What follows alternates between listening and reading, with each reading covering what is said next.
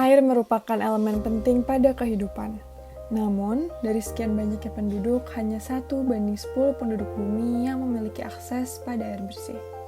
Kesulitan akses air bersih pada akhirnya dapat menyebabkan banyak permasalahan, seperti dehidrasi, berbagai macam penyakit, kelangkaan, dan berbagai hal yang menambah kegentingan pada perubahan iklim.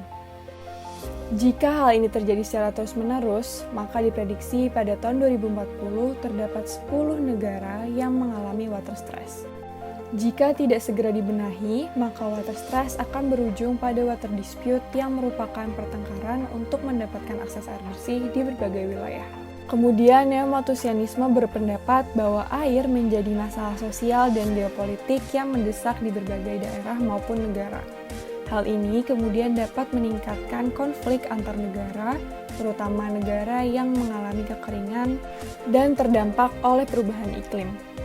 Masalah ini pun sudah menjadi perhatian nasional yang sangat diperhatikan oleh banyak negara. Karena jika masalah ini dibiarkan begitu saja, diperkirakan pada tahun 2035 akan ada 40% dari populasi dunia yang tinggal di daerah dengan kesulitan air yang serius.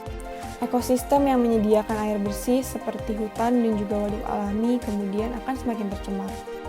Konflik air dapat terjadi dikarenakan berbagai hal, seperti perselisihan teritori, perselisihan atas sumber daya, dan untuk kepentingan strategis. Sebagian besar kasus konflik air merupakan konflik atas air bersih. Dengan semakin berkurangnya persediaan air bersih, aktor-aktor negara akan semakin berlomba-lomba untuk mendapatkan air demi kesejahteraan warganya. Konflik air dapat berujung pada konflik yang melibatkan kekerasan, atau bahkan dapat menyebabkan bencana kemanusiaan besar seperti genosida. Beberapa contoh konflik air yang pernah terjadi adalah konflik Sungai Nil yang melibatkan 8 negara riparian di sekitarnya. Lalu ada pula kasus kekurangan air dan ketidakpuasan publik di Yaman, lalu konflik atas sungai Euphrates Tigris yang melibatkan Turki, Syria, dan juga Irak. Selain itu ada juga konflik transboundary water antara Afghanistan dan juga Iran, serta privatisasi air di Bolivia. نريد الماء منكم، ما نريد منكم رواتب، لا نريد منكم شيء، نريدكم تعطونا الماء، الله بالك تعود علينا على الحيوانات ونعيش.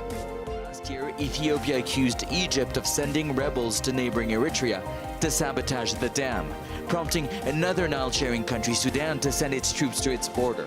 ثروة النفط زين فاحنا ليش هيك جاي يصير بينا الفقر؟